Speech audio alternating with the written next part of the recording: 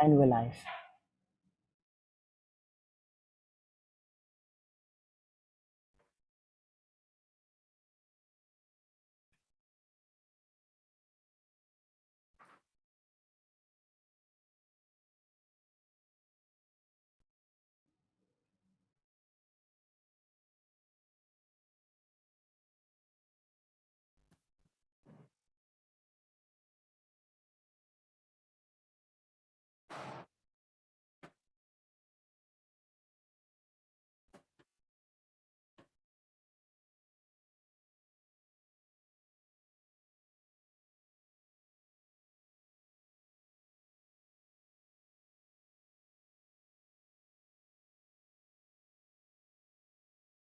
I think we're live. Are we live?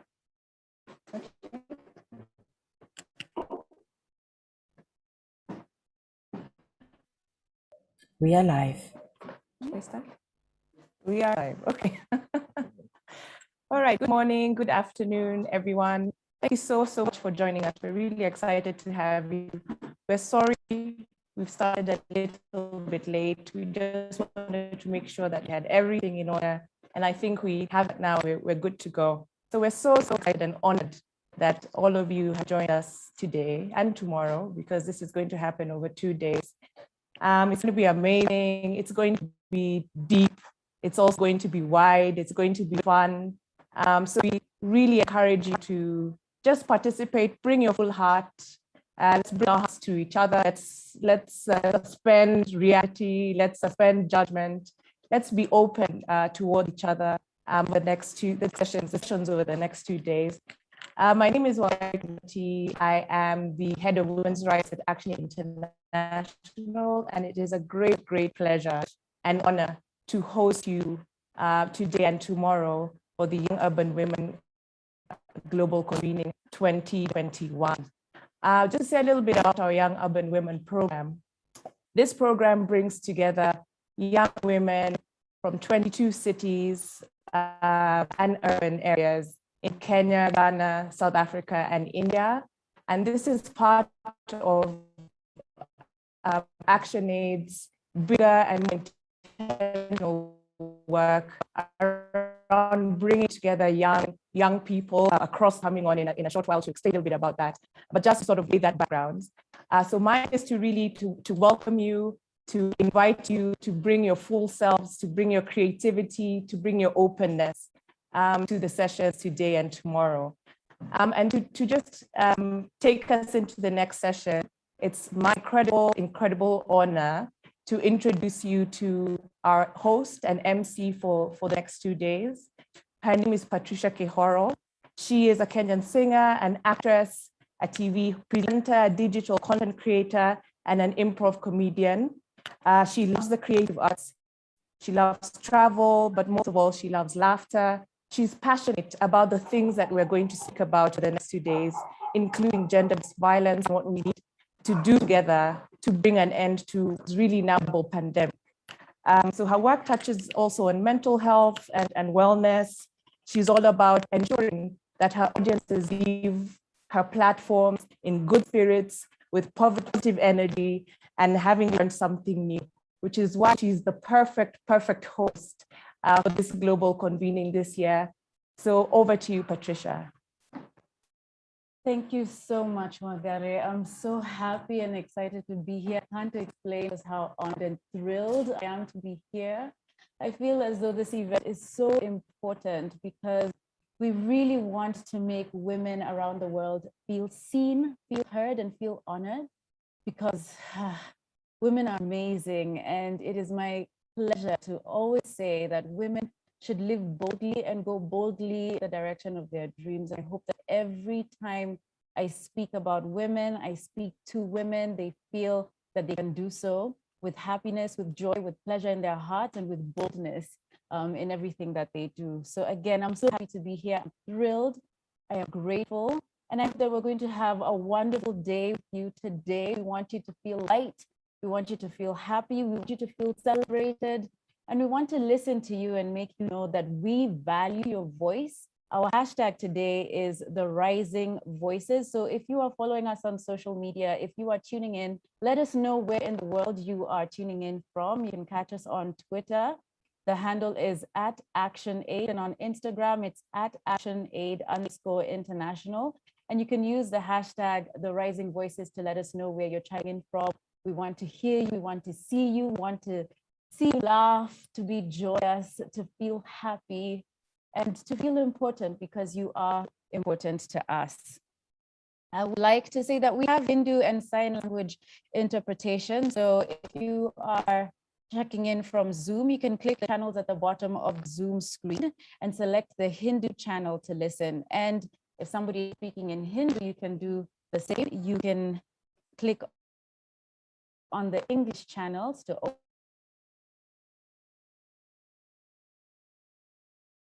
We're excited to introduce our next presenter. She will be sharing with us a musical set. She's one of the most amazing singers that I have ever had the pleasure of listening to.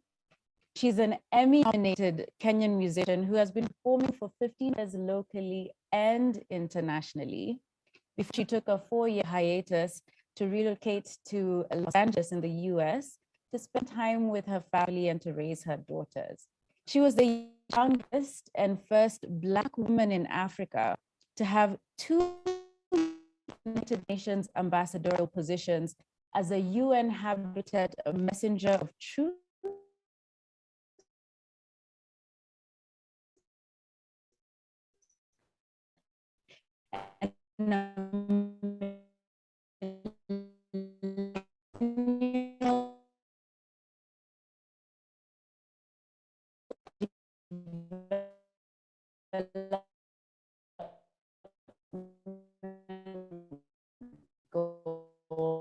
and advocate. Her music is emotive, her performances are spirited, her voice is movement. She describes herself as a feminine. Introduced to you, Sarah Mitaru Kimanthi.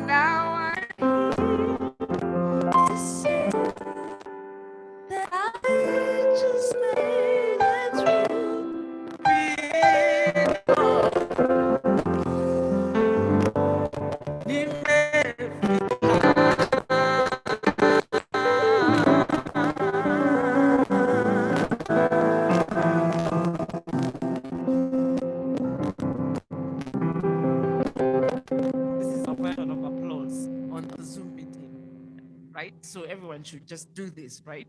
I mean, you can see me, please. Thank you very much. Very good, very good, very good.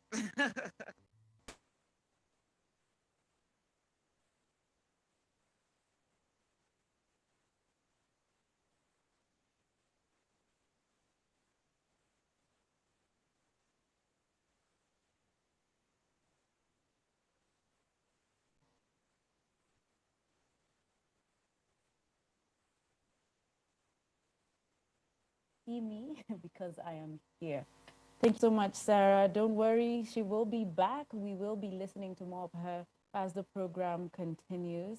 And I can't wait to hear more because that I felt that down in my spirit, in my bones. I'm just feeling chill still. Thank you so much. Up next, we will be hearing from the ActionAid International Director for Programs and Global Engagement, Ana Rosa Alcalde. Thank you.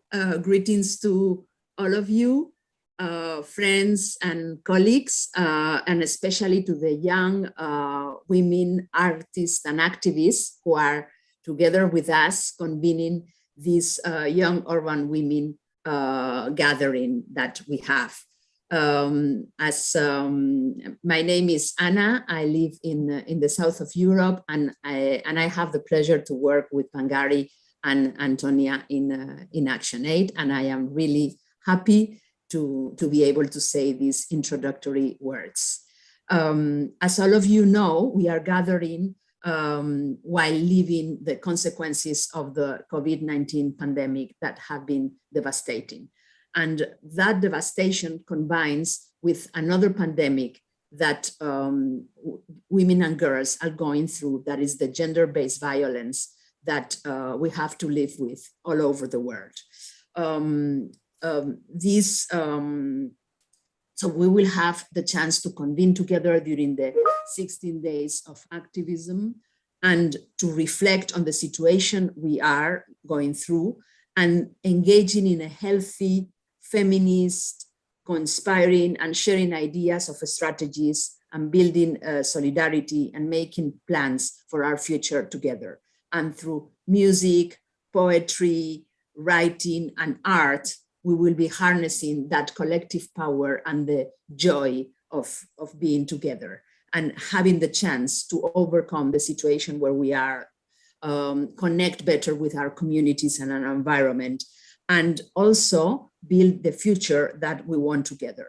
ActionAid is privileged to host this convening and usually places the work that it does on women and girls, but not because women and girls are at the center of this multiple crisis, but because we know that women, and especially young women, are the ones that know how to resolve the situation, put in place new solutions and ways of changing the system that creates all these crises, and harness the power to change and work towards a more just, fair, green, and feminist future.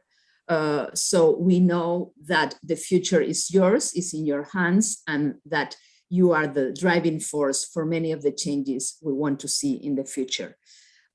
So it is now more important than ever that we keep together, that we build bridges and alliances across generations, across movements, across nations, and that we reimagine together a future where all people can live free of exploitation and violence, and especially women and young women can enjoy in their diversity a life of dignity, freedom, and equality for all.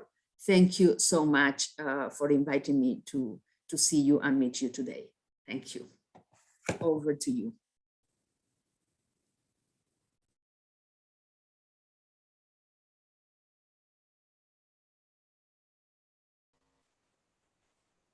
Engagement at ActionAid, and we're happy to hear from you. We're happy to hear your remarks, and we are grateful for the work that you do. Up next, we are going to have another musical performance. Like we said, we're sprinkling joy, happiness, lightness, and laughter today into this convening.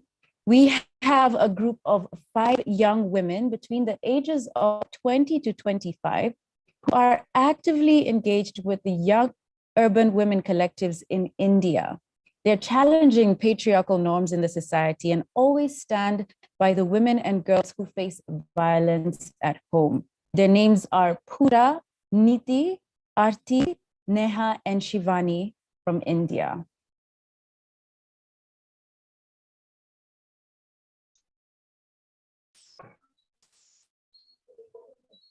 Hello everyone, सभी को नमस्ते।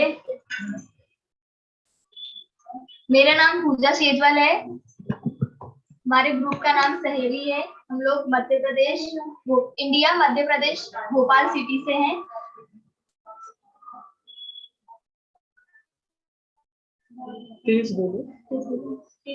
हम लोग youth ActionAid से 2019 से जुड़े हुए हैं।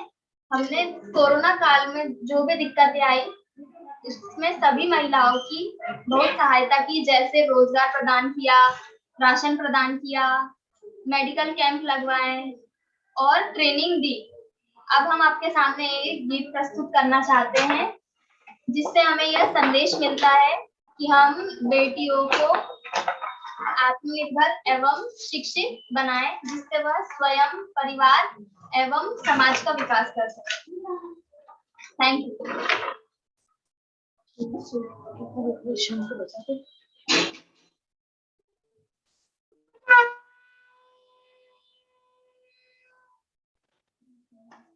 आंगन आंगन बालिका अक्षर संग मुस्कान, कांटो भरे समाज में भूलो सीख जाए, अक्षर पथ पर बढ़ चले घर से निकले पार, एक नदी सी बह चली संग चलाएगा, संग चलाएगा, संग चलाएगा।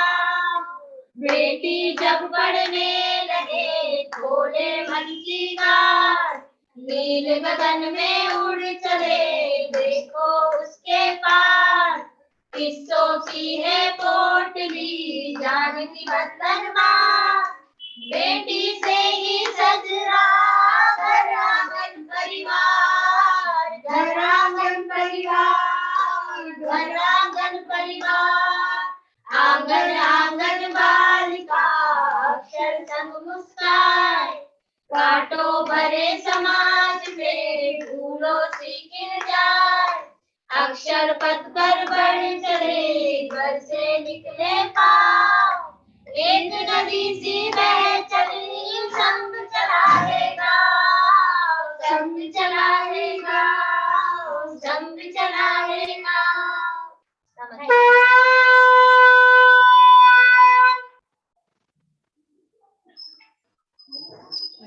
Thank you so much. Thank you. That was beautiful. That was Pooja, Niti, Adi, Neha, and Shivani from India with a beautiful sang piece. And I just want to say that your voices are valid, whether in song, whether in spoken word, whether it's art, whether it is written. We want to say that your voices are valid. Our hashtag today is the Rising Voices, and we want to uplift all of your voices. Thank you so much for sharing that with us. We appreciate you, we hear you, and we honor you. And we're so grateful that you were able to share that with us today, all the way from India. Thank you so much. I also want to take a minute to say that we do have a live graphic recording of today's convening by Eric from Kenya. So he will be capturing this convening by way of graphic recording. And I can't wait to see what that looks like. I think any way of recording what it is that we speak about today, what it is that we share, whether it's through video, whether it's through art, whether we have people tweeting around the world, taking pictures and sharing their experience today and tomorrow. All of it, I can't wait to see it. I can't wait for everybody who is watching this gets to see how that all looks. So Eric, we're looking forward to see what the result of your live graphic recording will be. Thank you so much for being here. Now, in August of 2020, ActionAid interviewed 1,219 young women as part of the rapid assessment of 14 urban areas in India, in Kenya, Ghana, and South Africa. And in this survey, a majority of the women that were interviewed were between the ages of 18 and 30. This was done to understand and address the issues and priorities of young women around 4 broad interrelated thematic areas, which are economic security, unpaid care, domestic work, bodily integrity, and public services. Which brings us to our discussion theme today, the shadow pandemic. Now here we'll be looking at reflections on the state of gender-based violence, specifically the prevalence, response, and advocacy asks from young urban movement leaders. First off, we're going to have a message from Patricia Akwa, all the way in Ghana. She's a student at the University of Cape Coast. She's a member of the Young Urban Women's Movement and facilitator at Move the World Ghana. She loves to volunteer and she serves as a peer educator to many young girls in her community. Patricia, over to you. Thank you very much. Good morning, everyone. It's a privilege to be the one to talk on the theme, the shadow pandemic, reflections on the state of GBV, the prevalence, response, and advocacy from young urban women's leaders. Without wasting much time, I would like us to see or hear what gender-based violence is. So when you say gender-based violence, it is inflicting harm on an individual based on their gender, whether they are men, women, girls, or boys. But today we are looking at women in particular, or girls in particular. Or gender-based violence refers to the harmful act directed to an individual based on their gender. So the acts or the pains that are inflicted upon the individual because the person is a woman or a girl. And sometimes they think that we are supposed to go through that pain because we caused it, or we are women, we are vulnerable in the society. Yes, so we will also look at some root causes of the gender-based violence, how this thing came about. And we know that gender-based violence came about because of gender inequality, how men and women are treated. We know we are living in a patriarchy society where women are not valued because they believe that we don't have any good thing to offer to the society. We can't even take decisions on our own. So then men are supposed to take all the decisions on our behalf. Everything that will be done by women, we can't do it because we don't have the strength to do it. So the men take up and do everything. We also know that gender-based violence is in existence because of gender norms and unequal power relations. Men don't want to be rude or rub shoulders with women because they feel when they do that, they'll be looked down upon. So then they tend to take everything, even if the woman can take the responsibility, take the leadership to drive the change they want to see. But then the men try to rule them. And so we know we have various forms of gender-based violence. We have the physical violence, we have the sexual harassment or sexual violence, we have forced marriage, we have the emotional or psychological violence, we have economic violence, where women are mostly the people who go through all this violence. They are being beaten, they are being insulted verbally, they are being harassed at their workplace, in their homes, in their schools. And we know gender-based violence was already in existence, but due to COVID, it's increased. COVID made it increased in a way because women were the vulnerable in the society. So we are home, we do all the unpaid care works, we attend to the aged and all that. So we faced a lot of these things during the COVID. And most women became disabled, some lost their lives, some lost their confidence. They couldn't speak up again because of how they were treated and how the issue were handled in their society. So we are looking at the effects. So I've mentioned some of the effects of gender-based violence on women. We lose confidence. Physically, we become disabled because we want to protect the perpetrator, the person who committed it. We want to protect our family values. We don't want to be put into shame. So we try to cover it up. Most women cover their bruises with makeup because they don't want to be seen that they are being abused at home. They don't want people to question them. They question their status of why they are being abused. So they keep quiet at it. And also we are being stigmatized and shamed.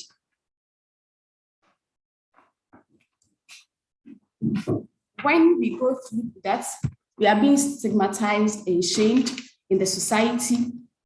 And we also end up losing our jobs because if you are being harassed and by your boss, someone who is your boss, and you don't like it when you try to speak up, the person either terminates your contract, you are being sacked, you are being fired. And so then we become economically insecure again. And we also, in the process of being harassed sexually or raped, we turn out to get pregnant, unplanned pregnancy, unwanted pregnancy. And sometimes, because most of us are young men, we don't want to keep the babies because we feel we are not ready for it. So then we tend to abort it. And sometimes, due to the shame or the fear of being stigmatized, we indulge ourselves in unsafe abortion, which leads to death or even to other health complications. And during the pandemic, most of this gender-based violence happened in our homes, but the most common ones that we experienced as young women were the physical abuse. We were abused physically, either by those who we are cohabiting with, by our spouse, by our parents, by the people we are living with, or those of us who are domestic workers. We are being abused by the people we are working for because we are living with them. So they abuse us, and we can't speak up because during the pandemic, people are losing their jobs. So you feel when you talk, you'll be sacked and you don't have a place to go, or you'll be sacked from home, so you can't speak up. You still sit and stay with the people who are abusing you, leading to a lot of health complications. Children were also abused because sometimes our parents think they are making the person strong. The person did a wrong thing, so they are punishing the person. But it turned out that they are abusing the person physically, because at the end of the day, people are being caned, slapped, and they get a lot of injuries or bruises. So it causes pain to the individual. And also, the commonest one was the sexual abuse. We are living with people who are not our family, some are our family, and we are being harassed sexually. We are being raped either by our siblings, by our fathers, our family members, because they feel we are vulnerable, we don't have a place to go, and it is lockdown. No one is willing to accept you at this difficult time. So then if anything, you still stay with them. And sometimes because you want to protect them too, you can't even voice out to share the pains that you are going through with anyone. And sometimes the fear of being shamed as well. And also people were laid off because of the pandemic. Most young women lost their jobs because most of us are working in the informal sector. That is where we are working. So during the pandemic, we were laid off. And some too were laid off, not because of the pandemic, but because of the fact that we didn't allow ourselves to be harassed. We didn't give ourselves out to our bosses to have an affair with us. So we lost our jobs as individuals of the movement. And so we know we have leaders, and as a leader, when things like this happen, you have to take a step to help your members.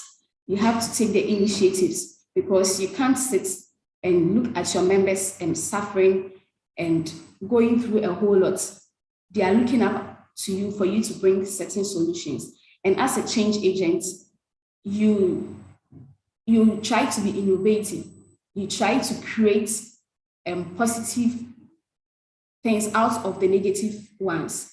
So in doing that, we realized that although the gender-based violence was there, and during the pandemic, it became more, most women were trying to retain their jobs.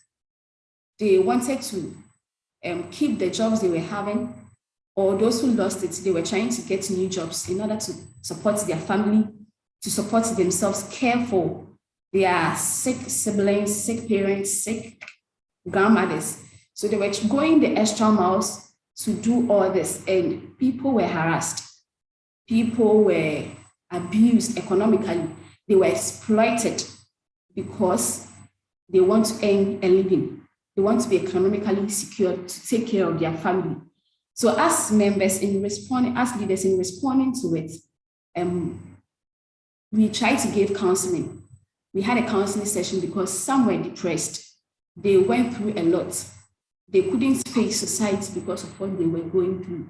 So we had counseling sessions to speak to them, because we know that when we don't take that step, people might end up harming themselves, committing suicide and all that. So we step in to counsel them, to encourage them, and also share experience on how some of us dealt with it. And those who have lost their jobs, we try to empower them with skills training. Some of them were equipped with skills so that they would be able to cater for themselves and their families as well. So we gave them some trainings, skills training, like soap making and the rest. We also donated to help or to support the young mothers and the single mothers, the vulnerable in the society. We went out to give out some aid to support them so that they won't feel they are being left out during this pandemic. We want them to feel that we are part of them. We feel what they are going through as individuals, and they have a family like the Young Urban Women's Movement, whom they can always come to when things like that happened. We also help others to lodge a complaint when the need arose, because we realized that some of them were scared to go and report themselves. So we stepped in and supported them and reported to the right institutions so that they could step in and help them from being abused. And sometimes before going to the advocacy that we did, when we are doing this advocacy sensitizing, people tend to ask us various questions or make remarks about us.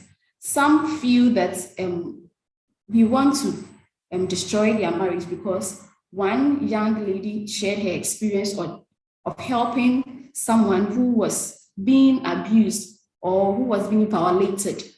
And the person, she educated the person agreed to report the case. But at a point in time, because the spouse tried to give the person money, the person felt that the young lady, because she wasn't married, she was trying to destroy her marriage. So sometimes that's where some of the remarks we hear. Some people feel that we are not married, so that's the reason why we are not married, because of the advocacy that we are giving, the education we are giving on gender-based violence. That's the reason why most of us are not married. We are still single. Some think that the person is a prominent person, so I can't go and report the case to the right authorities to be dealt with. If I do that, the person's image or status in the society would be tarnished. The person is a family. If I try to report, there will be division in the family. I'll be called names. I'll be shamed. I'll be stigmatized. I'll be thrown out from my home. So in order to be with the family, I have to keep silent.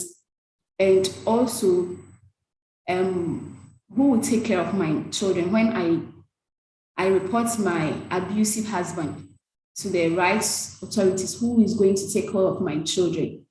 Okay, so these are some of the remarks that we get, and we feel that sometimes we feel their pains. So we also educate them. We go to the community to sensitize them on the importance of reporting such cases, because if in case you, through the process of being violated, you lose your life, who is going to take care of your children? Because we know that most of our children are being taken care of by their mothers. The men don't really take care of them. So you should stay with your children, report the person so that the person will be punished in order to save the lives of other people. We also go to have a social media campaign to educate them educate the public.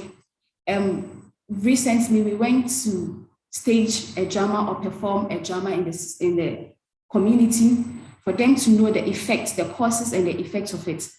And through that, we provided a solution, and we also told them the reporting mechanisms that are available.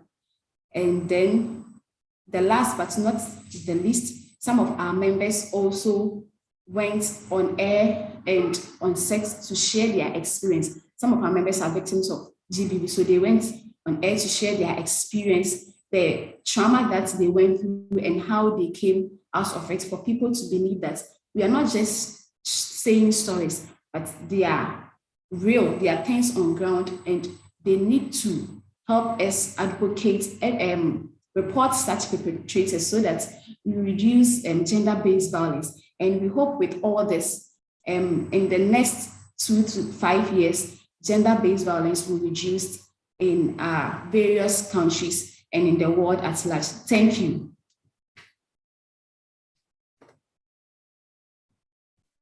Thank you so much, Patricia from Ghana. That's Patricia Akwa, who is a young urban women member, taking us through the ways in which the work that they do is important. Not only do they share these stories, they advocate for women, they empower them, they counsel them, they let them know that the stigma that they face should not be the thing that stops them from speaking out and advocating for themselves. The work that you're doing is important, Patricia, and we honor you. Thank you so much for being with us here today, for sharing your stories, for sharing your work, and for continuing to do this work so fearlessly and boldly. Thank you so much. Next up, we have a message from a young urban woman member from South Africa. She is a student of political science and philosophy and is from Mfuleni in Cape Town. Her passion for youth development, education, and women empowerment inspires her work as a debate coach, activist, and feminist. She coaches debating the Tatani Debating League, a student-run NGO which coaches debating to under-resourced schools around Cape Town. She also teaches 21st century competencies through debating and has coached the Youth Acceleration Program in 2021 at Africa Tikkun in Mfuleni. She's part of the Young Urban Women in Mfuleni, where she actively challenges social norms and the status quo to tackle the issues faced by young women in Mfuleni. Ladies and gentlemen, we welcome Nosikelelo Bui from South Africa. Hello everyone. My name is Nosikelelo Bui, and I am from South Africa in Cape Town, Young Urban Women. I'm part of the Young Urban Women activist group, and I'm very honored to be here. And so I'll be talking about gender-based violence and the effects it has on young women in South Africa or Cape Town. So according to the dictionary and according to Google, gender-based violence is violence that is inflicted upon someone or upon a person on the basis of their gender.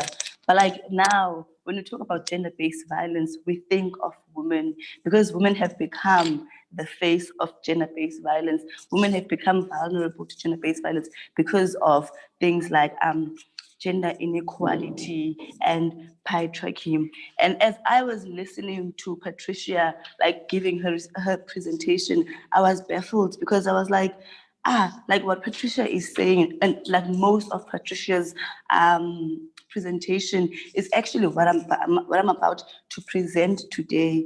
And also this showed me that gender-based violence, it reiterated that gender-based violence indeed is an issue, and it is a big issue that is affecting women. And secondly, it does exist. It's something that is true. And this shows that we have no reason not to believe women when they say that they have suffered in the hands of, let's say, men, or when they say that they have suffered gender-based violence, because this is real. It's something real. And also it's very scary when as I'm listening to Patricia, because I'm like, okay, so this thing is serious. It's not only happening in South Africa in Fuleni, but it's affecting women all around the world. And it shows that the fact that Patricia is talking about issues, it's talking about these issues, and these issues are issues that I can also relate to, even though I've never been to Ghana, shows that like this gender-based violence really is a big issue. And as I have said, I am from South Africa, which is the rape capital of the world, or let's say it's also known as the destination of femicide. So in South Africa, like last year, South Africa introduced the hard lockdown, where like we were forced to stay at home and like not move at all. And like we have seen, as Patricia has also mentioned, that there has been a rise, or gender-based violence has actually worsened, because like women had to stay with their abusers, or let's say survivors or victims had to stay with their abusers. And like with all like the efforts that activist groups have actually like put in, we still saw that there has been like a rise in gender-based violence, because these people everyone was stuck at home. No one could like physically go and help. And also even like with like activist group could go as far as helping through the internet campaigns and like through social media. But also again, living in South Africa, there is not much access to the internet and even social media for everyone, because also like there's a lot of poverty in South Africa. Not everyone has access to the internet. Not everyone has access to like to gadgets, or even let's say to the internet, gadgets and social media. So which proved that a lot of like women suffered at the hands of like of their abusers alone, because no one was there to actually go and help them. So like what we saw in South Africa during the like at the start of the hard lockdown, that like more than 120,000 cases of gender-based violence were reported in the first 3 weeks of the hard lockdown. And that in the first 3 weeks of the South African hard lockdown. And that is like a huge number. In only just 3 weeks, we had like 120,000 women that are being abused in their homes. And like also remember that the hard lockdown has been going for months now. If like, let's say for instance, like in the first 3 weeks of the hard lockdown, 120,000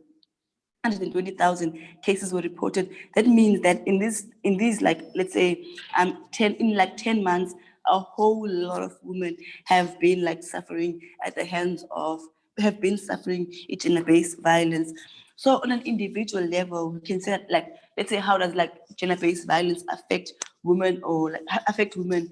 But like what we see is that a lot of women suffer like psychologically, and also suffer physically. And the worst thing about that is, especially in the context of South Africa, or let's say, and I bring it back home, in the context of where I'm from, in Fuleni, this is a huge issue, because like a lot of women, as I've said, there's a lot of poverty in Fuleni. They don't have access to to psychological to counseling services or psychological like services. We have, for instance, like centers like Africa Tikkun, which is only one center that actually caters for the whole of Mfuleni, with only a few social workers. So that means that a lot of women that suffer from like, let's say, like survivors who suffer from gender-based violence don't necessarily get like the help that they need psychologically.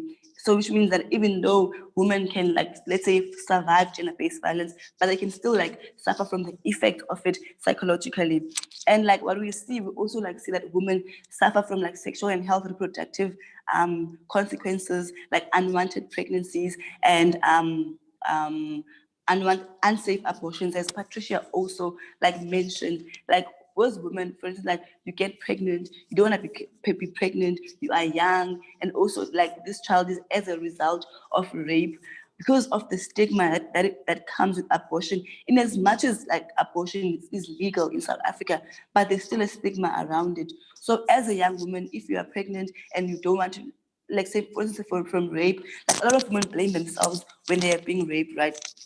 So sometimes they just never like want anyone to know that they have been raped, or that they have suffered sexual violation. So they go to back doors and like have these abortions, these unsafe abortions, which could also lead to like death for like a lot of young women. And there's also like STIs and HIV and AIDS. So also what we see is that when it comes to gender-based violence, there is a cycle of gender-based violence, what I call the cycle of gender-based violence, where like if a young woman actually grows up in a house where they see their parent being abused or suffering from gender-based violence, it becomes a norm to an extent where like a lot of women also tend to suffer from the same fate where they also become victims of gender-based violence because they think that that is the norm. That is something that actually becomes normal to them. And one of the things we have noticed in South Africa is that a lot of gender-based violence cases don't even make it to court, and this is because of things like of issues that are within like reporting channels. For instance, the police station, where like women, where like survivors suffer where survivors suffer like violation when they go and report these cases. They're either blamed by let's say policemen, or they are either like further violated by these policemen, or you find that when a policemen are slacking and there is no evidence to actually even take these cases to court. And that is one of the things that one of the projects that we've worked on in one of our in the Young Urban Women, where we actually invited like reporting channels, social workers, the South African police services, where we wanted to question like the procedures that they actually go through when like survivors go and report cases. We wanted to find out like how they can, like what they are doing to what they are doing to actually improve the reporting systems, because we think that like there's an issue within these reporting channels. And if we solve these reporting channels, or we solve the issues within the reporting channels, and therefore we can see an improvement in the cases of gender-based violence being solved in South Africa. Because we think that in South Africa, like gender-based violence cases are increasing because the government is not effective, or reporting channels are not necessarily like effective, and these cases never make it to court. But then again, also, Benjamin. is someone Benjamin. talking? There's someone talking. Okay, so like what we noticed in South Africa is like, okay, so these cases don't even make it to court, and even when these cases do make it to court, we find that when survivors are also even in these let's say in these courts are also like violated, are being asked questions such as like, what were you wearing? How big was the penis that actually penetrated you? Which are things that are very degrading for women in general, and we think that like these things like really really contribute to like women not like reporting cases, not even wanting to actually go to court to fight gender-based violence. And we think that like the ineffectiveness of the justice system in South Africa, or the justice system in itself, actually leads to a lot of women not reporting gender-based violence cases, or it leads to them like being tired of actually fighting gender-based violence, or like being tired of, because at the same time, some women actually feel, even as much as like gender-based violence makes them vulnerable, but also them fighting or being the face of, let's say, gender-based violence, when like, let's say, activist group even try to help them, it also makes them vulnerable. At the same time, they also get tired, they also get emotional, because like it's a really traumatic experience to actually be like a victim of gender-based violence. Also, again, in South Africa, we also face cases we also face a lot of like misunderstanding about rape and what it entails. We see that there's recently been a case of a celebrity who recently came out that they were actually raped by a lover of theirs.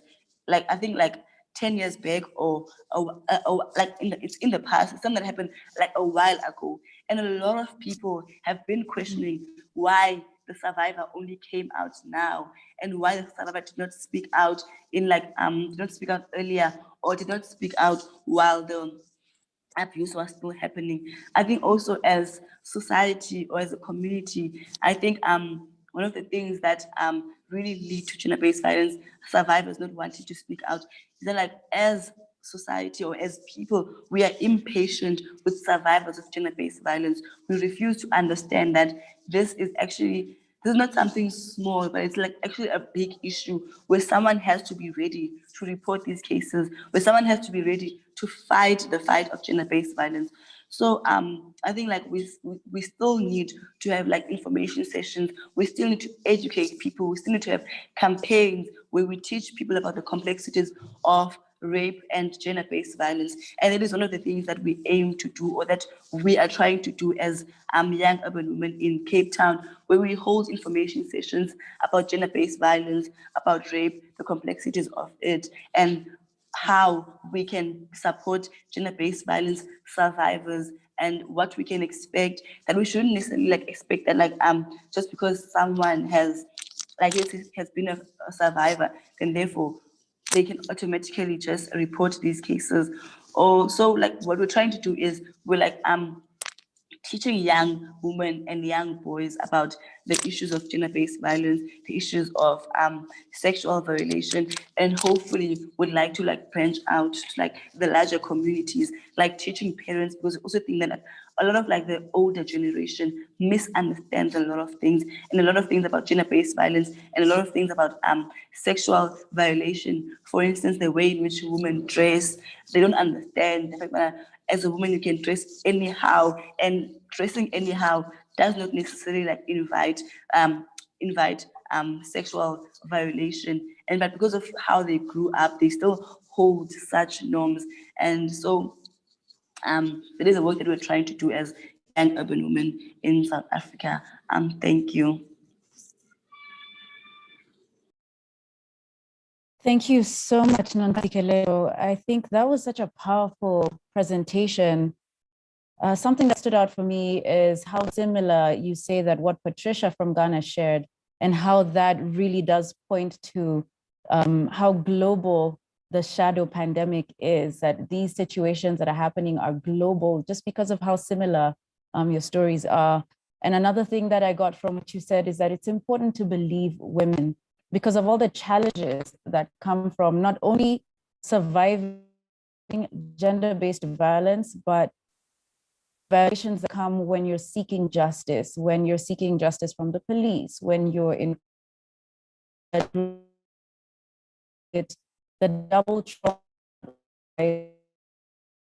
seeking justice. Thank you so much for the work that you're doing, and also having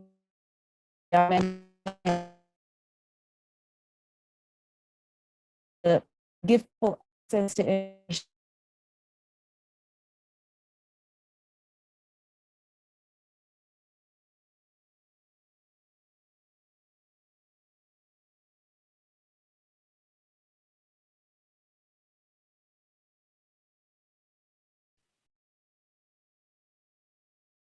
I lost audio.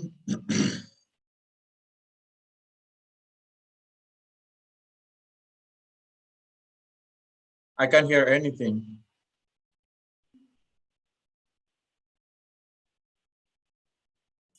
We'll move to the next person to speak. Thank you very much. Sorry for this, everyone.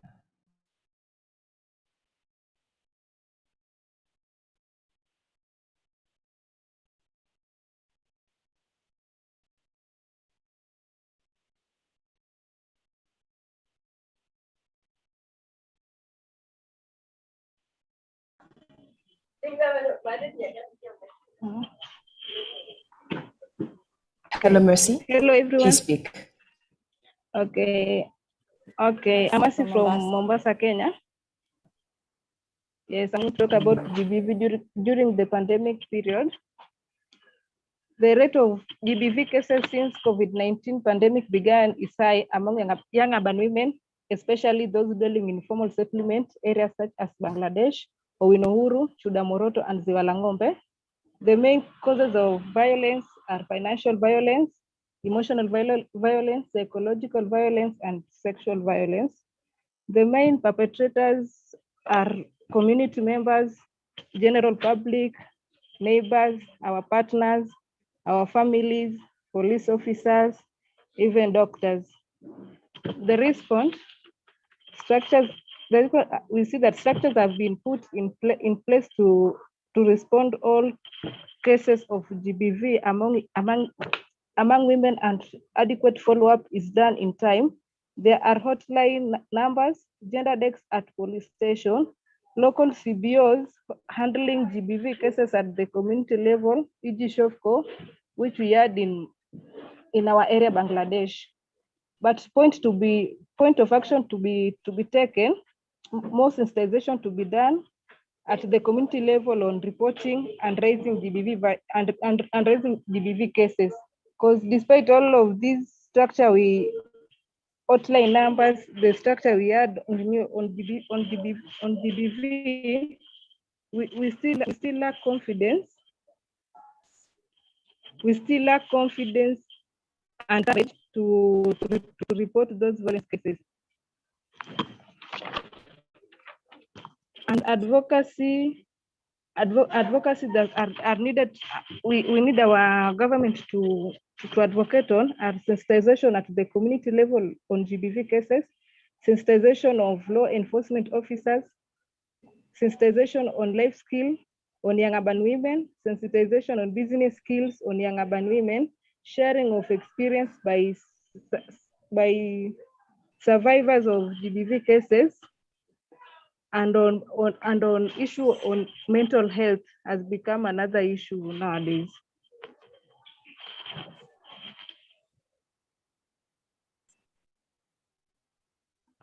Okay, thank you. Thank you so much, Mercy. Thank you so much for your time and interest. Okay.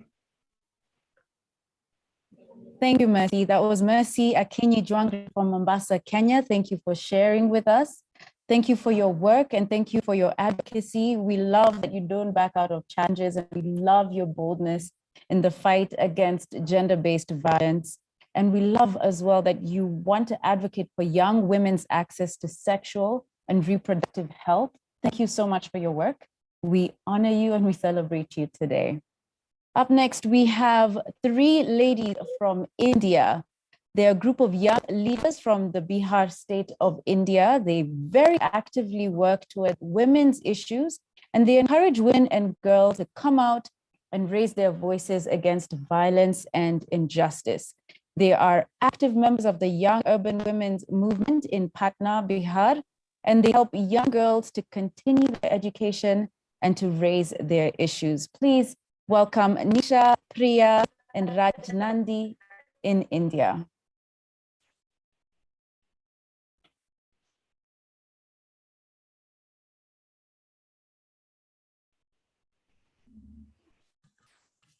Hello everyone, नमस्ते सभी को हमारी ओर से। हम लोग India से हैं और हम पटना अर्बन में काम करते हैं यंग अर्बन वुमेन ग्रुप के साथ।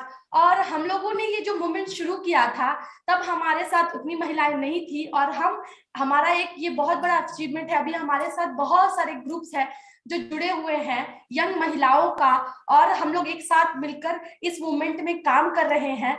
हम लोग यहाँ पे इंडिया में देख सकते हैं कि अर्बन जो इलाका है जहाँ पे हम काम करते हैं वहाँ की महिलाएं ज्यादातर जो यंग महिलाएं रैक पिकिंग का काम करती हैं और डोमेस्टिक जो घरेलू हेल्पर है उस पे काम करती हैं और उससे उनकी जो है रोजी रोटी चलती है।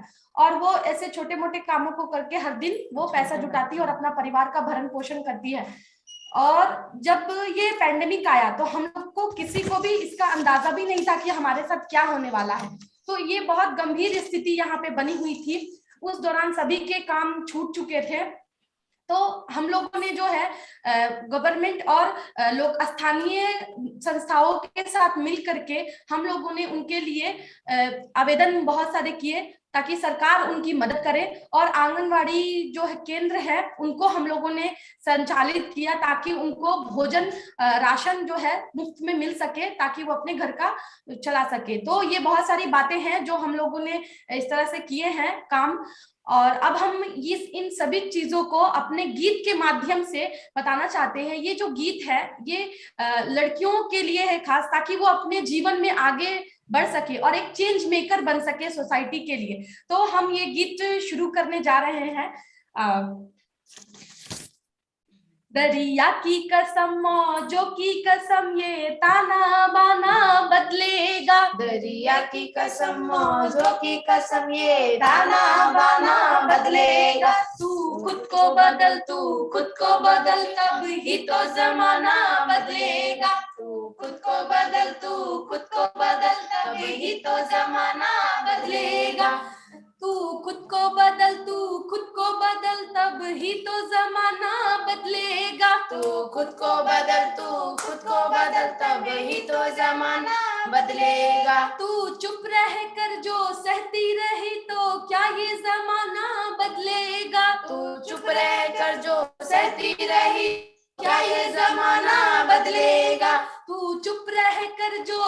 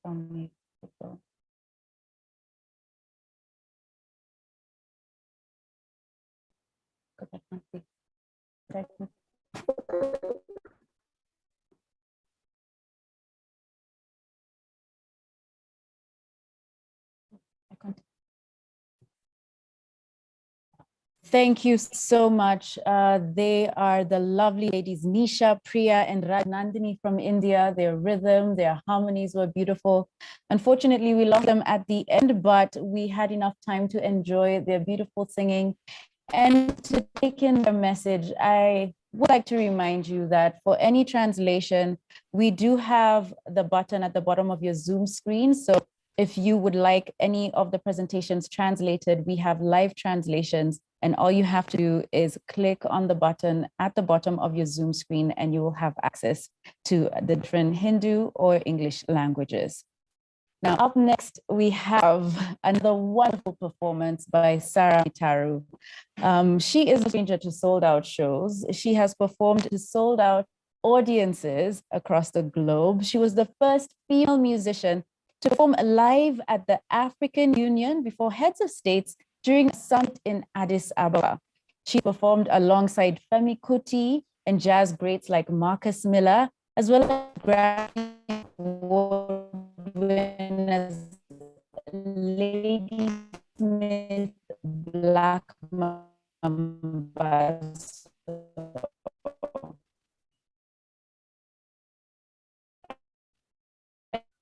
And through her work as an active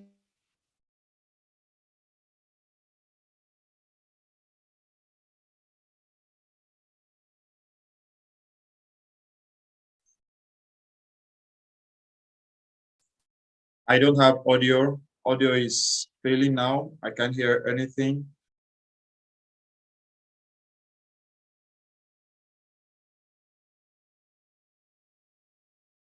Could that be from my end? Can anyone hear me, please? We're trying to have them come back on. Thank you. All right.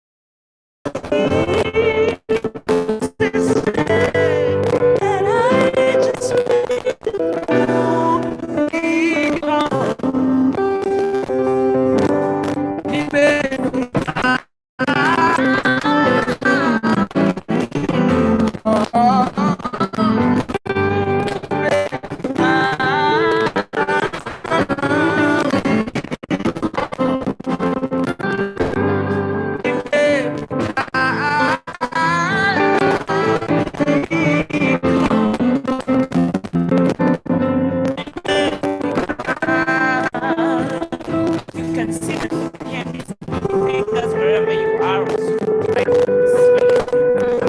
Snap your fingers. Mi, e, ka. Mi, e, ka. Mi, me, vi, da, ni, vi, da,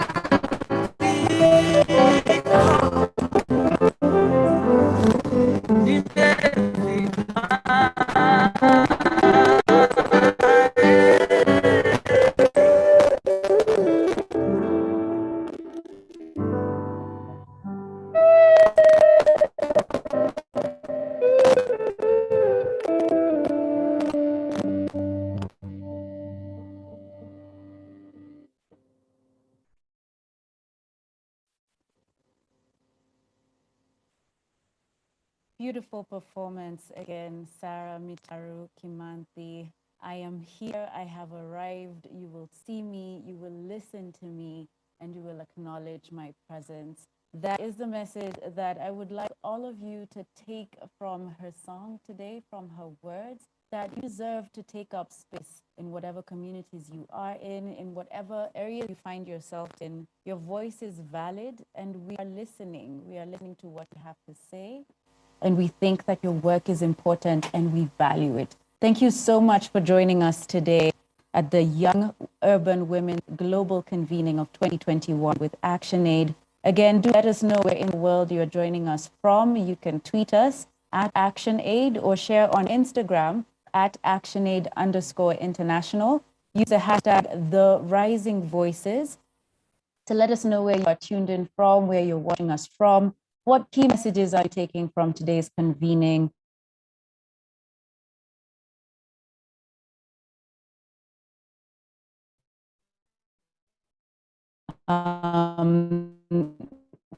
What you're hearing? What would you love to reach? Who are doing such important work, and everything is raising their voices, and we are hearing them. They are singing, they are writing, they are speaking, they're performing, and they are doing important work in changing the world. Now, we are introducing another discussion theme moving forward, which is the reimagination of feminist futures. We did dream and to imagine freedom. What do feminist futures look like when we dream them? What would they look like if it was what we wanted to reimagine them to be? I'm going to invite a speaker from a young urban women's member from Ghana. She's a student studying agricultural technology in the University for Development Studies in Tamale. She's a youth activist and a change agent who believes empowering young women to be able to demand for their rights. She's also a member of the Young Urban Women's Movement and is the current national chairperson. Ladies and gentlemen, we have Dorcas Zuga from Ghana. Okay, thank you very much for such a great opportunity. Once again, my name is Dorcas Zuga from Ghana, and I'm glad to speak on this reimagination of feminist future. As young urban women's movement, we dare to dream and imagine freedom. But first of all, let's look I'm at sorry, Dorcas, there is an echo as you speak. Thank you.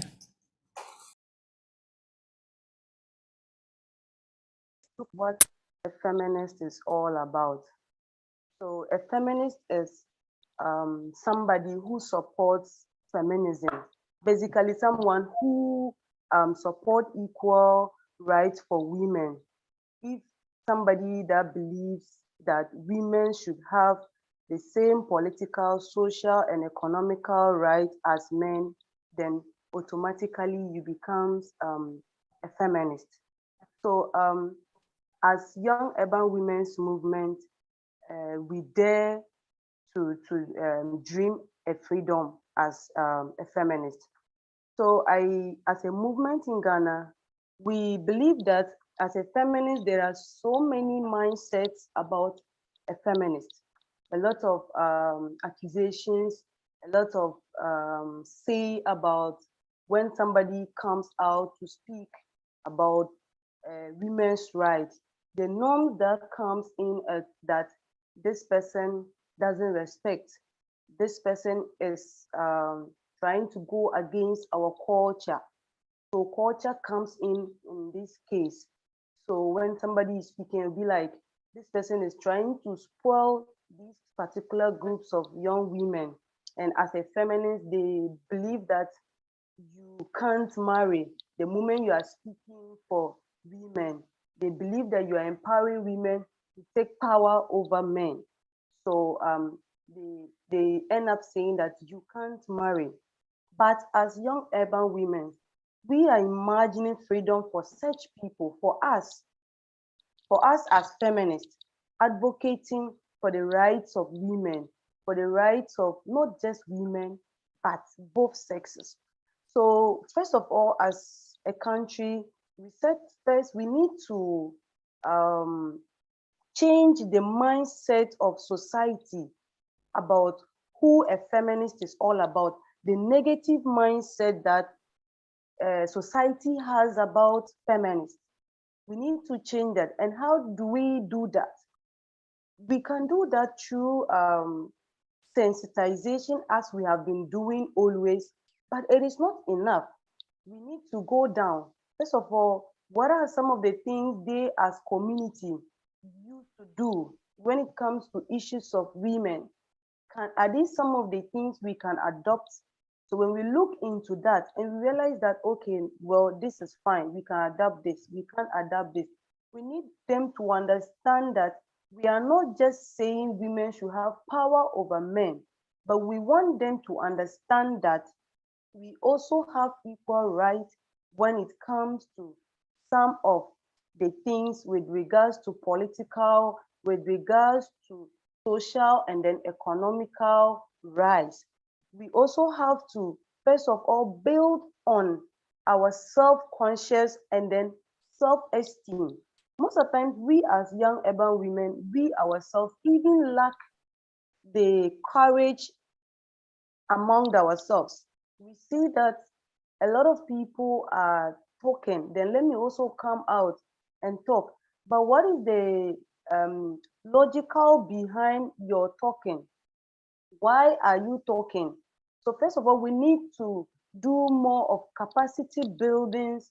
We need to do more of empowerment to our all members, so that when we are able to do that, we will be able to change the mindset of people about feminism. First of all, we need to understand that there will be discouragement as a young woman coming out to speak for the rights of your colleague women. There will be discouragement from all over.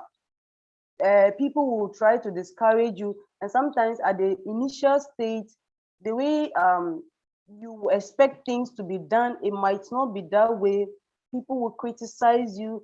Sometimes we have victims of such in our country that when they see you, you come out to advocate for some things, they begin to question. And it's like your image at that point has been tagged with a certain name. So sometimes your right to some benefits in your community, in your district, because it is a political based country, or we have this party, we have this party. The moment you come out to speak against some things in within a certain power of party members there, they begin to tag you that you belong to party A or party B. So sometimes they deny you of certain rights. So for us to do that, we need to speak against some of these things, and we need to put in measures, structures, that when as a feminist, you come out to speak, you shouldn't be tagged, you shouldn't be denied of certain rights because you are doing the right thing. And we also need to redefine our cultures, our values, and our practices, reshape our policies to ensure the well-being of everyone in our society. I believe in doing so, the freedom we are dreaming to have as feminists, as members of Young Urban, we will have it when we are able to sit down and think and redefine what culture it's all about, the values and practices, reshape our policies to ensure that the well-being of everyone in our society is addressed. I think we would have our freedom as we are dreaming to have it. We also need to eliminate some harmful norms by recognizing the care and underpin all forms of labor.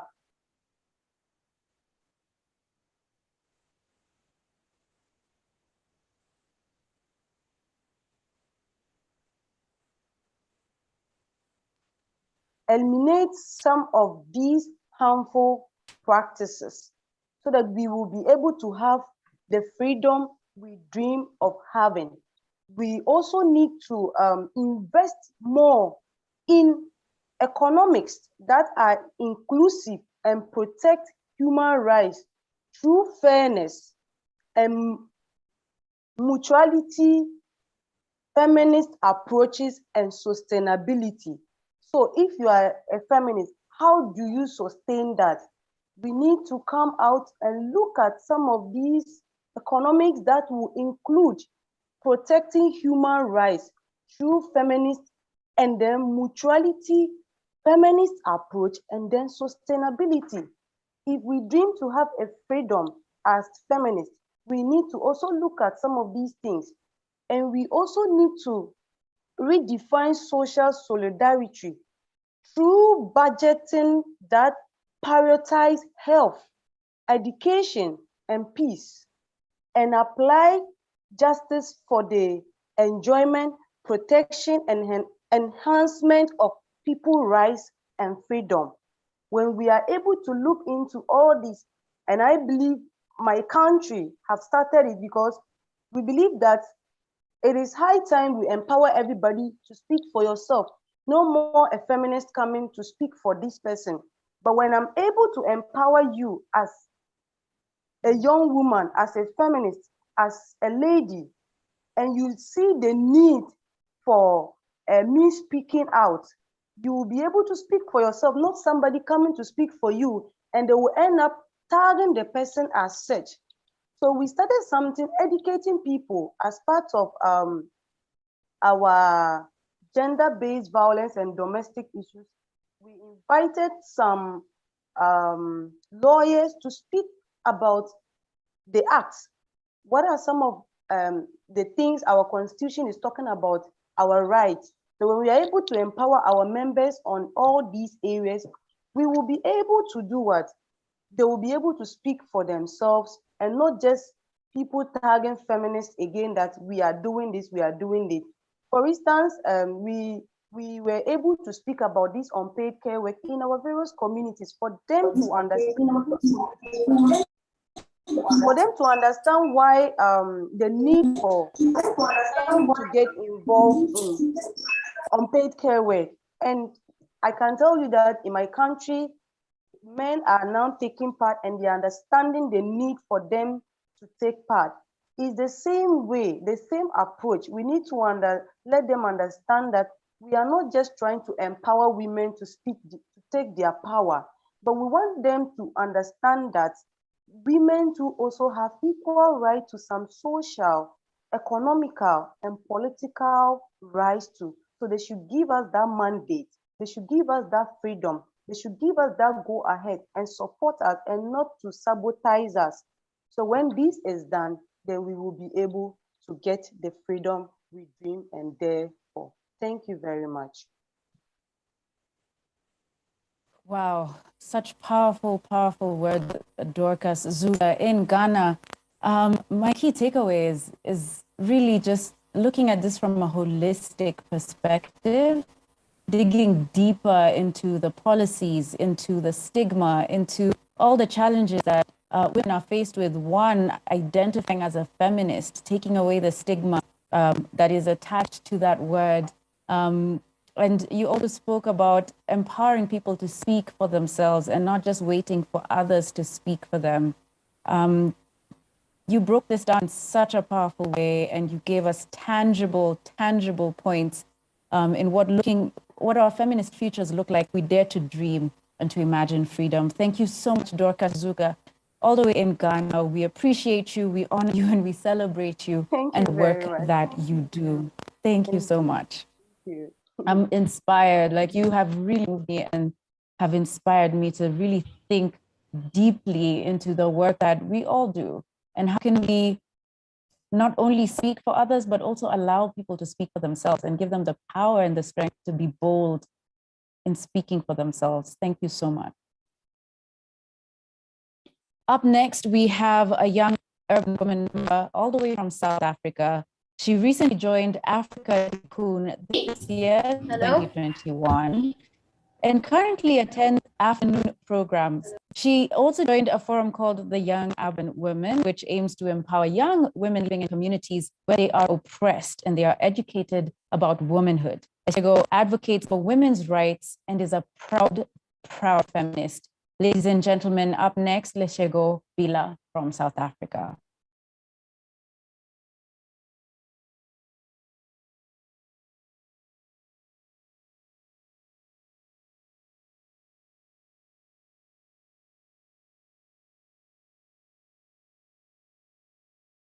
Do we have Leshego?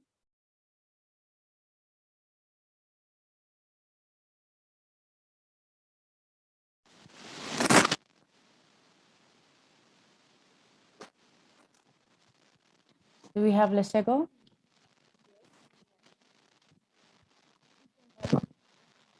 Good day, everyone. Welcome.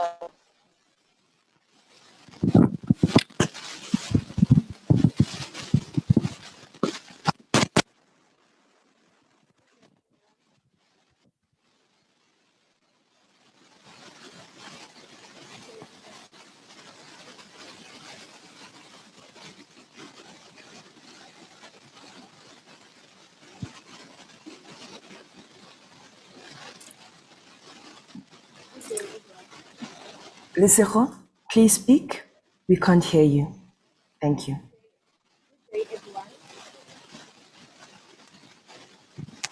No, it is too soft. Please speak. All right. Good day, Thank everyone. you so much. Good There day, you everyone. go. Go ahead, Lesego. My name is Lesego Good day. Bila. Good day, everyone. My name is Lucille Hopila. Today, I'll be speaking on my topic as a young urban member. A young urban women member. So, my name is Lucille. I am currently I've joined a forum called Young Urban Women, which aims to educate women about womanhood. And we are all feminists, and we are all activists in the Young Urban Women. It helps women living in different and disadvantaged communities. About it helps it helps them it helps women living in disadvantaged communities and in different communities to be aware about social issues that we face as women. It tackles issues like patriarchy, gender-based violence, and more. So, gender-based violence, from what I've heard from Sister Patricia from Ghana, she says that gender-based violence is inflicting pain on someone in either it is male or female. Gender-based violence comes in form of it came because of gender inequality, and it turns into patriarchy, which is gender inequality. Many women don't want to speak up because they will be judged by society, and they're afraid to be shamed. Men men do not want to be equal to women um because they they are many of them are have a lot of ego, but like they feel like men feel they want to be superior to women because they feel like many they feel like women should be in the kitchen cooking, looking after the children. They don't feel like women should be in offices in dominant positions. And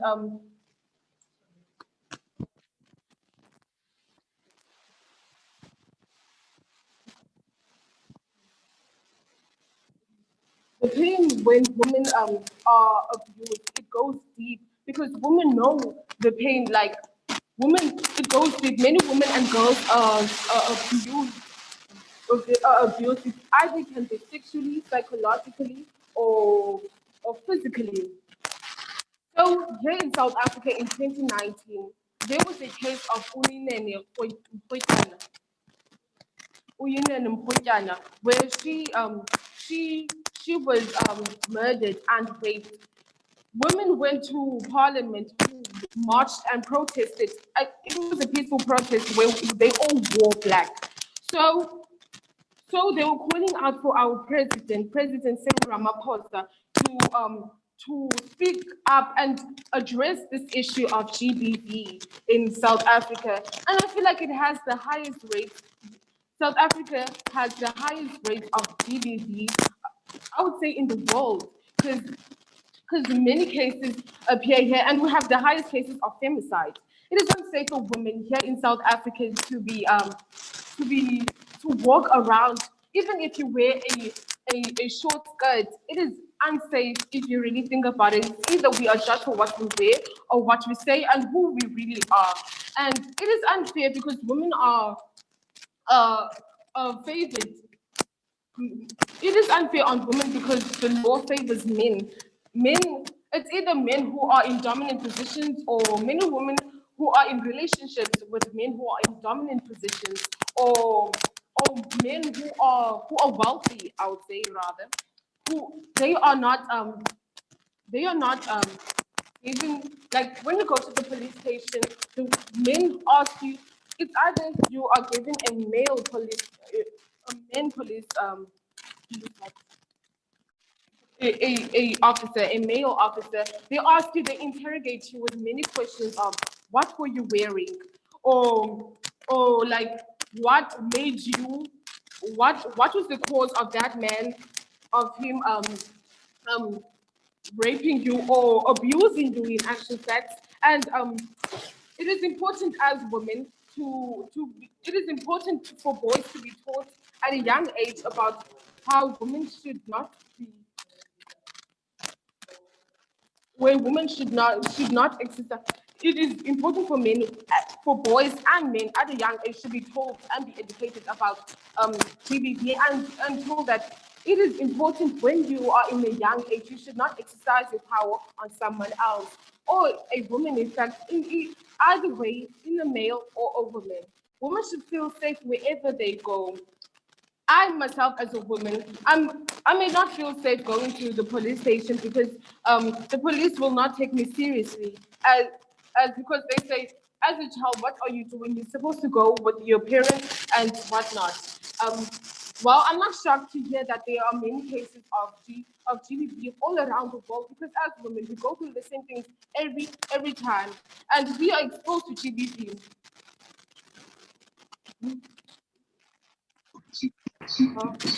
We have been oppressed. We have been oppressed from generations to generations, from our grandmothers to grandfathers. When we go to the street, we were told by our parents when we are young that we should not go to, when someone who is a male, we should calls us, we should not go, but we are not told that we are not told that what to do, or we're not told that how to react in such situations, who to tell, and what to do. And like I would advise women in many to speak up in many situations, especially when something of that such as rape or abuse.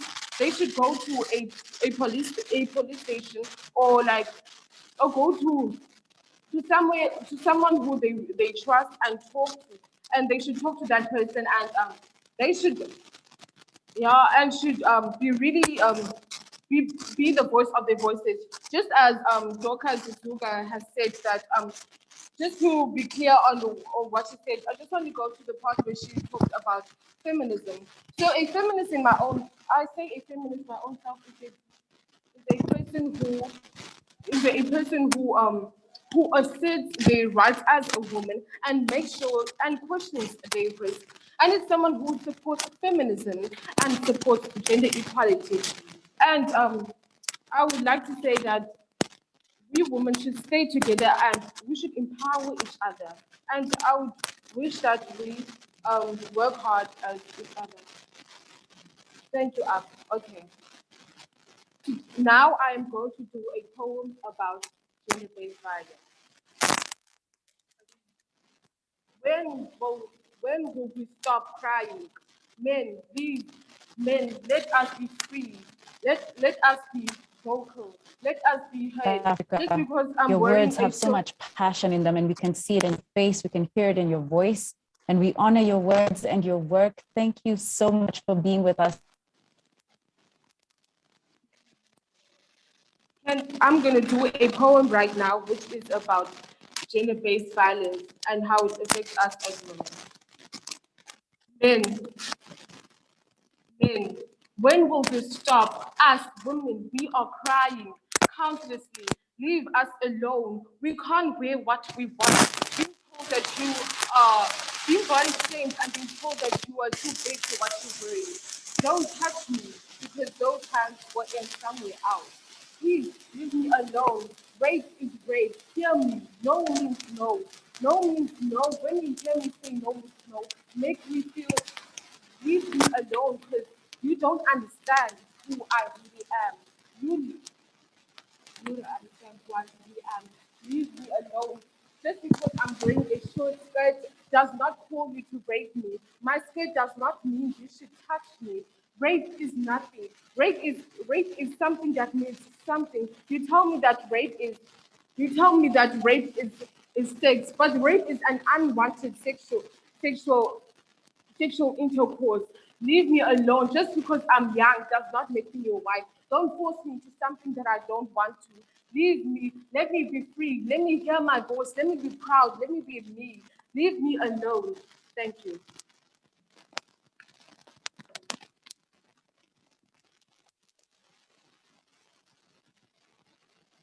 Thank you so much, Liz Sejo, for that wonderful poem and those powerful points. We're waiting for the host to come back, and then we'll proceed. Thank you so much.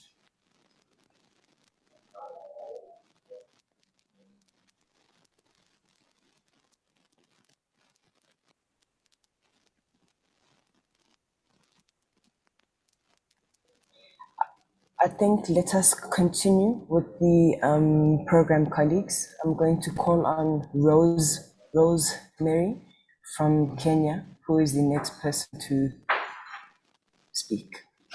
Thank you so much, Rosemary Gachao from Kenya. Rosemary.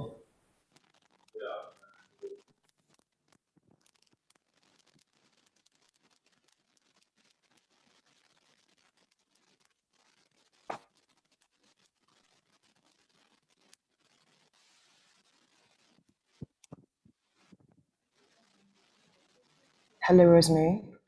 Please speak. Thank you. Oh, hi, everyone. My name is Rosemary. Hi, everyone. My name is Rosemary. Okay, I'm going to do a spoken word. Dear young African woman, the beauty and nature of Africa. Hey, okay. Hello? Yes, we can hear you. Please carry on. Oh, okay. Okay, let me start. Dear young African woman, the beauty and nature of Africa, the source of a future generation, your feminine power and strength has been misused since then. From being a baby, a girl, a lady, and now a woman. Your responsibility are meant to be in the kitchen and a mother. But no, wrong. Let's talk about it. They say behind every successful man, there is a woman. But that's taken for granted. They crave violence against women believing in their culture. The feminists wanaogopa weapons, but no. See, we are just a generation of the future of the toxic foundation, and the society is the source of this situation and the solution.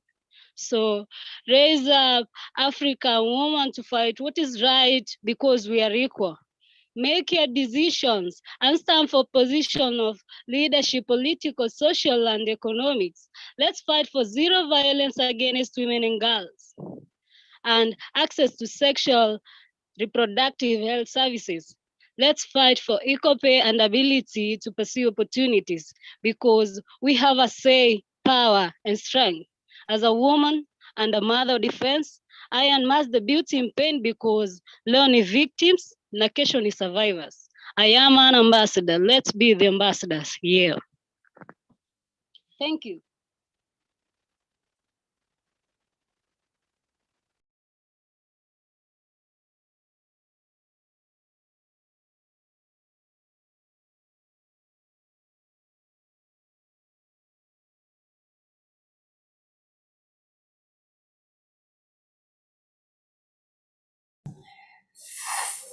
Thank you so much, Rosemary. Thank you for the wonderful poem. Thank you for sharing of your gifts and your talents with us. We will actually remember it. It was very wonderful. Thank you so much. Up next on the program, I'm excited to move on to onto a group of YUW members from India. These are Kushi, Suhana,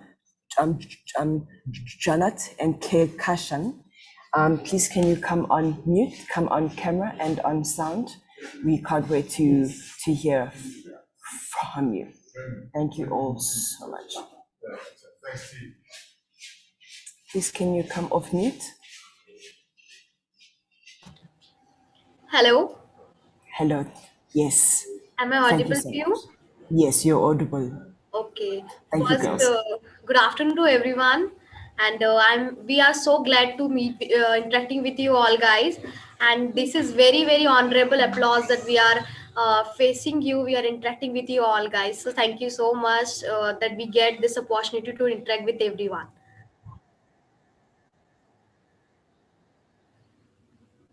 Yes. So we are from Delhi City Collective.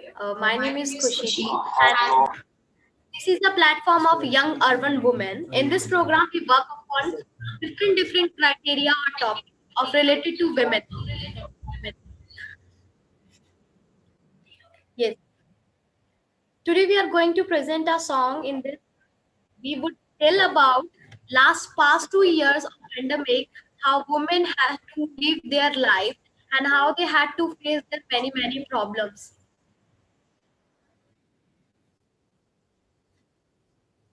In the last pandemic, women fired from their job, and for that, our group, they provide ration to them, and we support the two girls for their study, and we distribute the hygiene kit also, so that we can spend their life easily. So we had helped them a lot.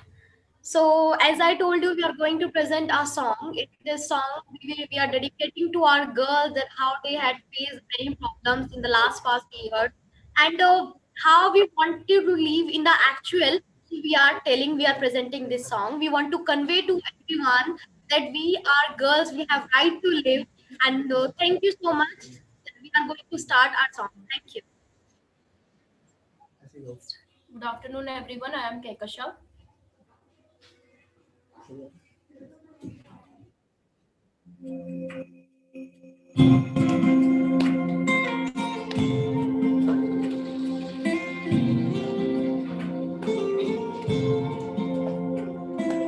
दीवारें ऊंची है, गलियां है तंग, लंबी डगर है पर हिम्मत है संग, पाँव में छाले है, सांसें बुलंद, डट के चली हूँ आजादी की जंग। आजाद है जीना मुझे, बेखौफ आजाद है रहना मुझे, बेखौफ आजाद है जीना मुझे, बेखौफ आजाद है रहना मुझे।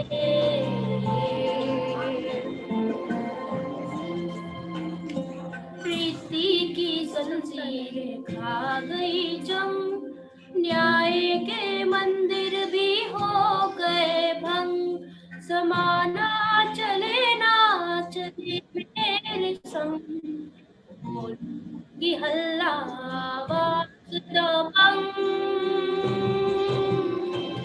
बेखौफ आजाद है कहना मुझे, बेखौफ आजाद है रहना मुझे, बेखौफ आजाद है कहना मुझे, बेखौफ आजाद है रहना मुझे।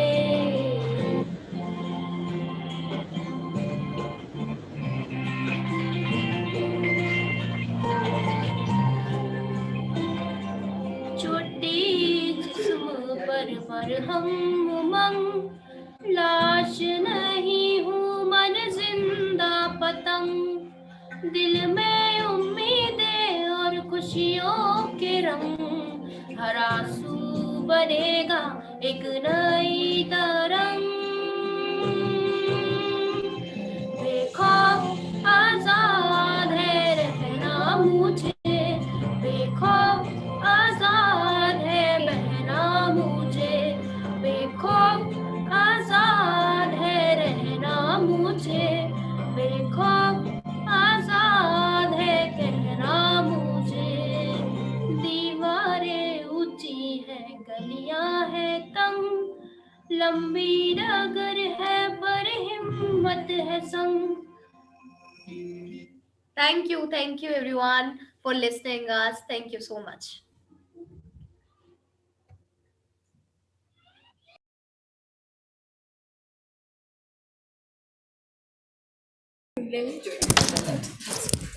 Thank you so much, girls. That was lovely. I wish I could learn it and sing with you as well. Thank you so much.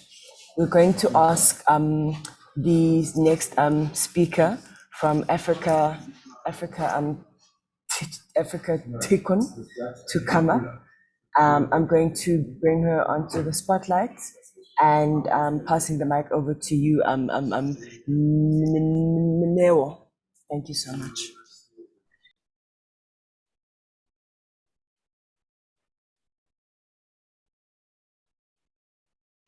Neo, I'm sorry. I don't know why, but we can't hear you. We can't hear your audio at all.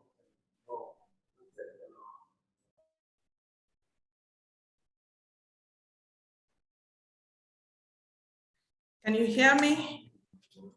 Yes, we can. Thank you. Okay, thank you very much. So my name is Nell Belinda from Africa Tikkun, South Africa. I'm the general manager of one of the centers of Africa Tikkun.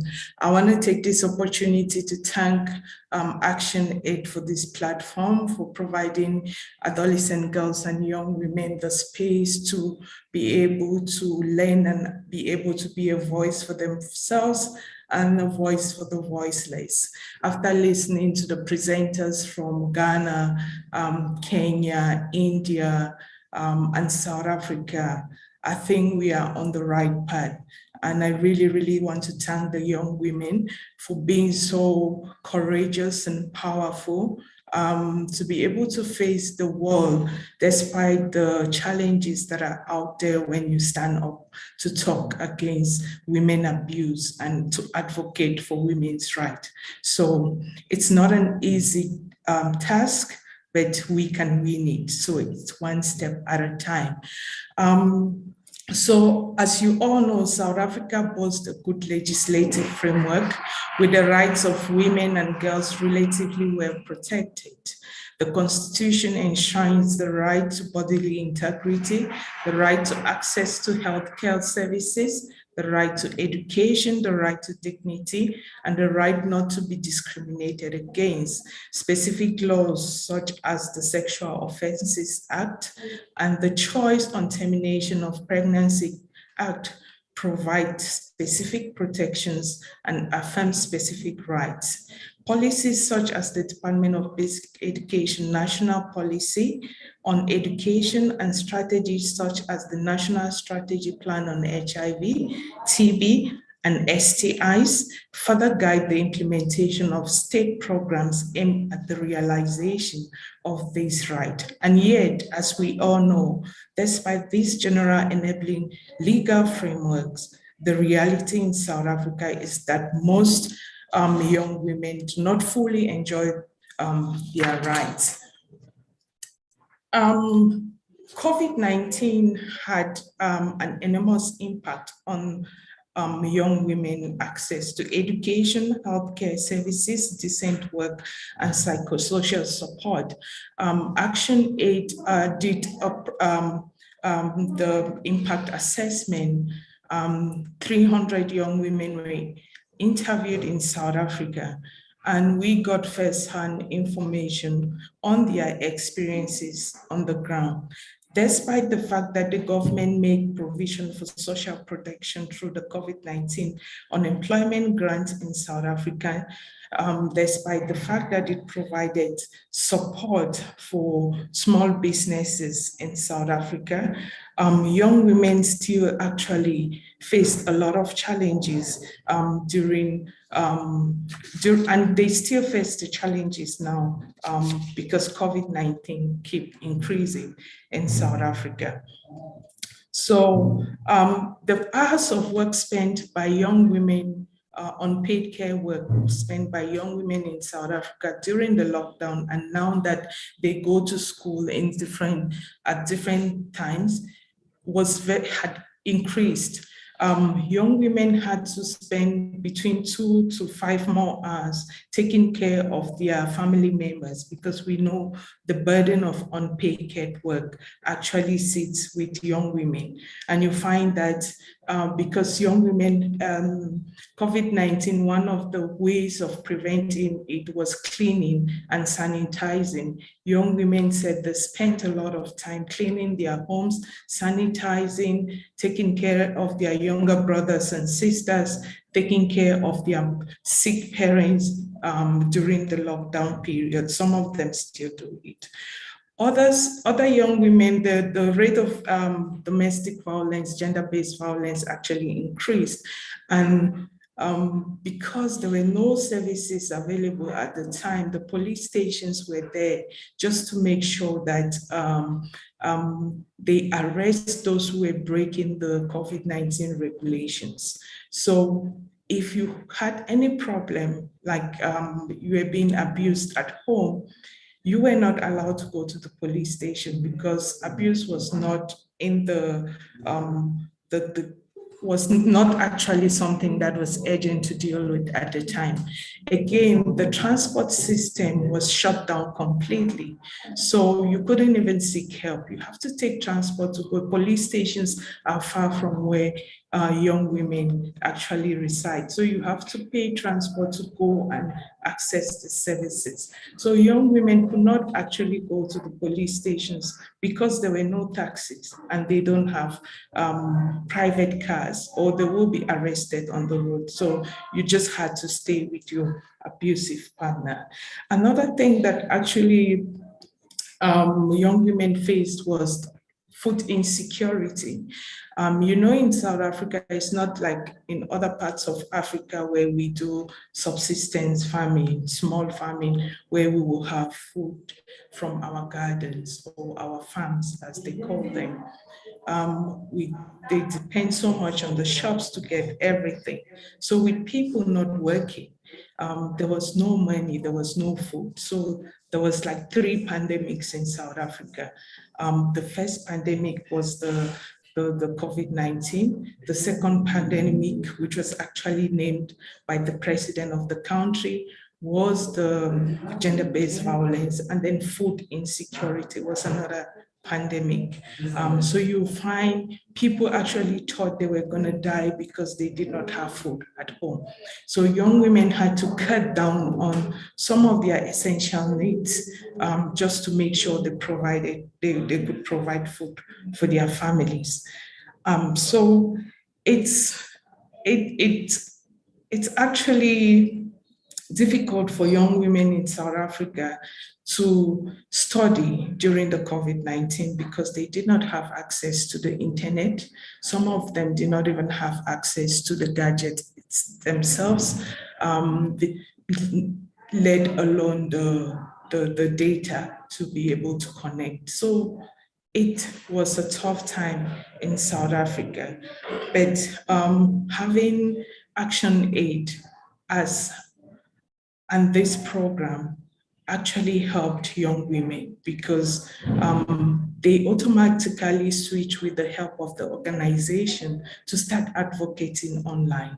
They created a YouTube channel where they will actually, a few people, when the country actually opened, a few of the leaders would come in and role play what they wanted to, the messages that they wanted to send out in the world, and they will share it via different links on Facebook, on YouTube, and they got everyone engaged, most of their members engaged, so they could find alternative ways of working with each other.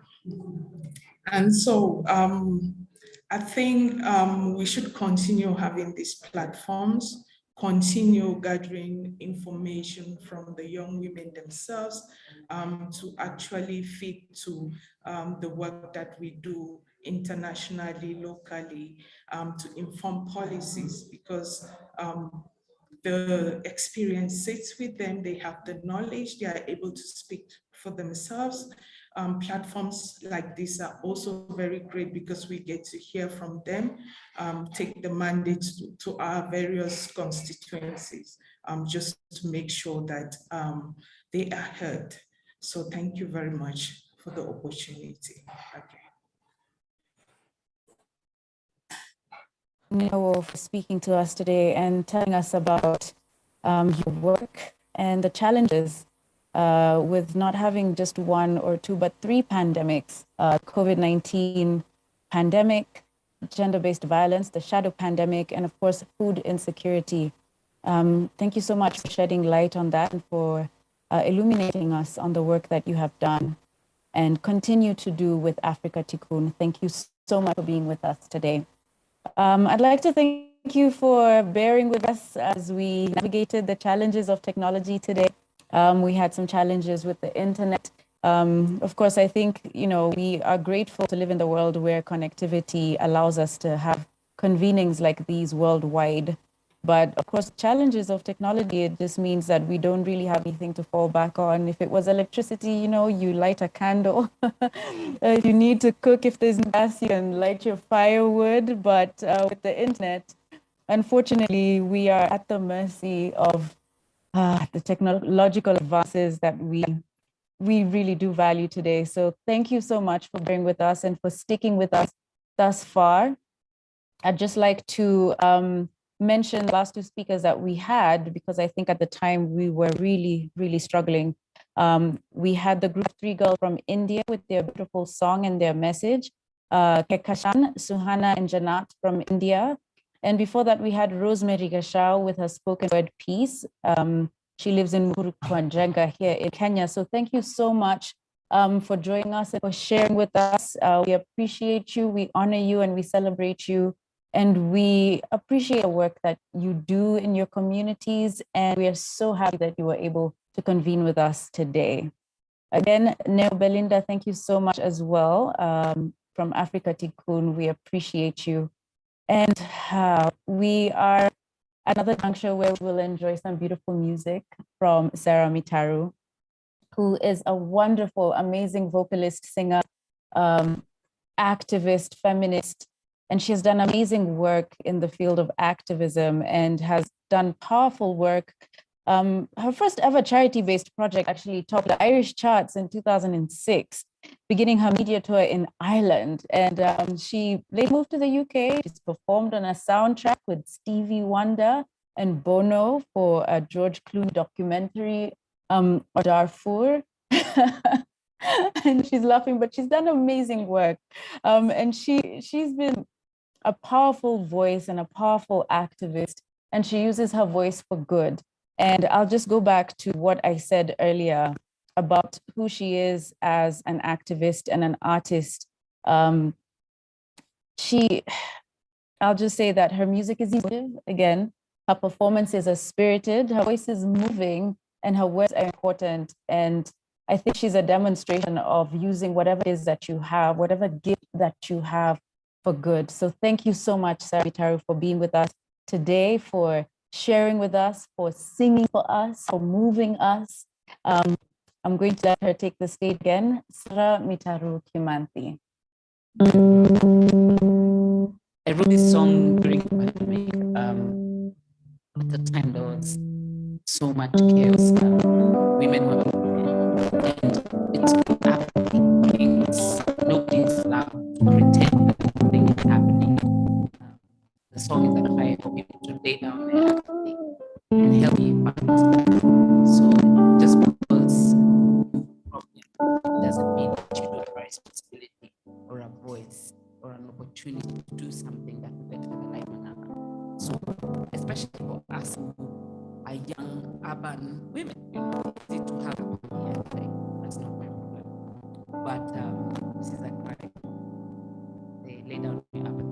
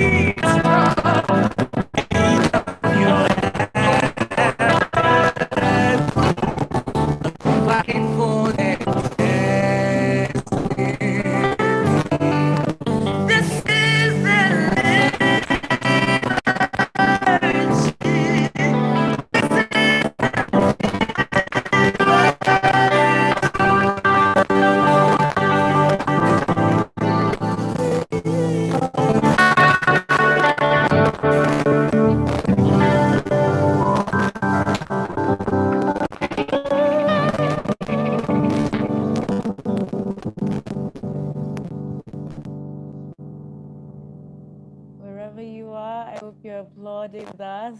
Have your hands in the air, and applaud with us. Thank you so much, Sarah Mitaru Kimanthi. How beautiful was that song? Lay down your apathy. Walk with me. We're not asking to walk alone. We are saying that we can walk together. And if we do, then we can ensure our children's destiny. We can secure the future. So thank you so much for your beautiful words, your powerful words. I hope wherever you are feeling uplifted, you're feeling motivated, and you're feeling like you definitely can speak up. You can speak up for yourself, you can speak up for those around you, you can speak up for your communities, and you can empower those around you to join your hand and speak with you. I think our key takeaway messages today have been very powerful. We'd love to thank all the women who have spoken to us today, who have shared with us, all the women who are a part of the young urban women around the world, around the globe. We've heard from women in Ghana, in South Africa, in India, and here in Kenya. And it's been such a mighty privilege and honor to get to hear what they had to say. Despite our challenges, I'd like to invite you to rewatch this. If you missed it, you can find this recording on the Activista Facebook page. The name is Activista. You'll find the entire recording on Facebook. If not, you can also go to the Action Aid Facebook page and you'll find a link to rewatch this today. Today was day one. There will be day two tomorrow, and tomorrow will be more of an experience of sharing and collective care. There'll be, a yoga session, a health break. There'll be writing, lessons and experiences in sharing. So please do join us again tomorrow, same time. You can find the registration link on the Twitter pages and on the Instagram page, Action Aid or Action Aid _international. The hashtag is the Rising Voices. So we do invite you to join us again tomorrow, because we have a wonderful day planned where we can be tender with ourselves, we can uplift ourselves, we can care for ourselves and our collective selves as well. Thank you so much for joining us. I do think we're going to have a vote of thanks that is a musical, lighthearted vote of thanks from everybody who was here with us today, with Sarah Mitaru Kimanthi taking the lead. And I do know that we had a live graphic recording by Eric here in Kenya, and I think that will be shared as well, so we'll be able to partake and see what he was able to create while this recording and convening was happening. My name is Patricia Kihoro, and I've been your host today. It's been such a privilege and an honor, and I will hand over to Sarah Mitaru Kimanthi to take us away with our musical vote of thanks. Wherever you are, get up and dance, sway. So we're going to try with the internet now on our side. So if you're on the Zoom and you're seated on the table, stuff like this. I mean, I should see hands moving. Guys, give me some faces so that then I can totally.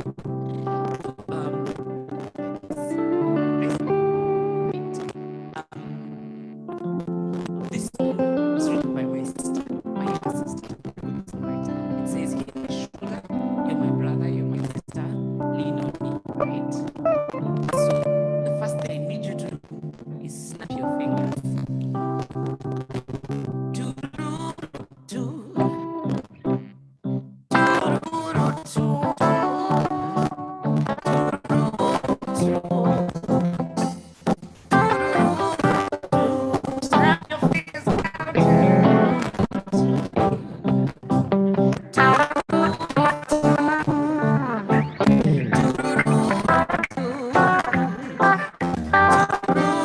Everybody on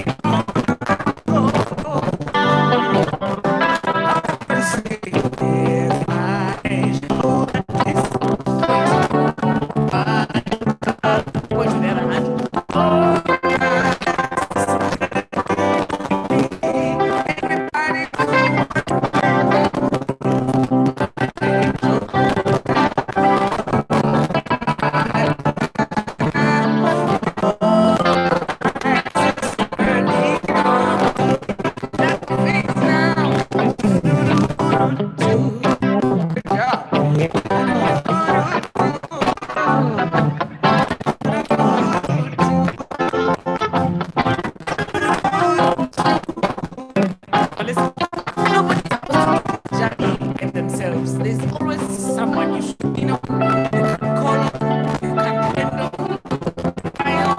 And it's one person, right? So we must always be assured that someone and let someone else be assured that we, you know, right?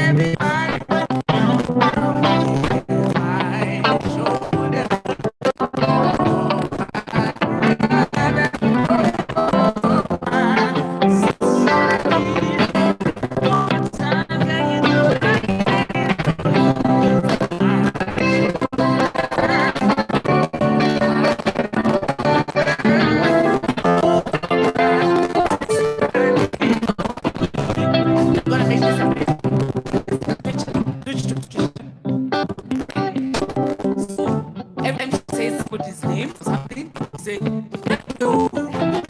This like because we are young, we are fun, and we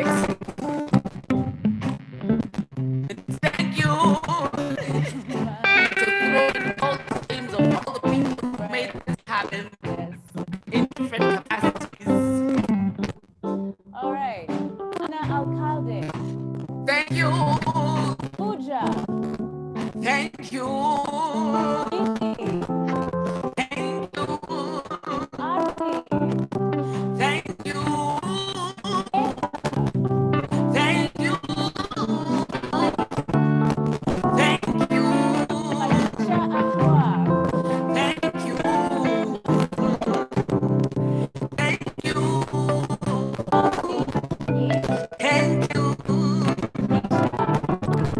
Thank you. Thank you.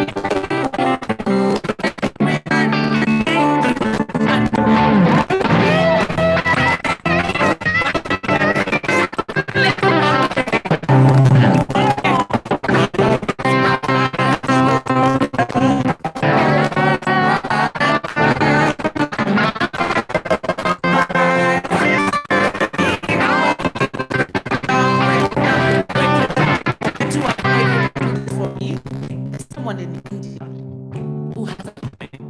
The best part about it, I will snap my fingers and he says 1, 2, and then to me, give me a shout. Right. We are busy. Let's see what snap my fingers and the music will play. He can say 1 or 2 things.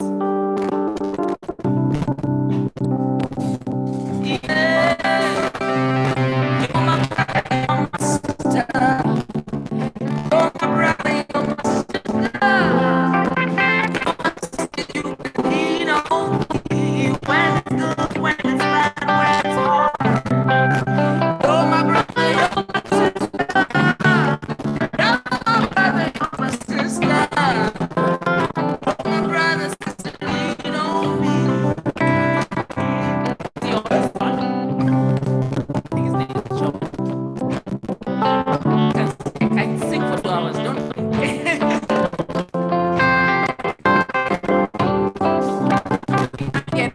problem straight in. Here's my shoulder.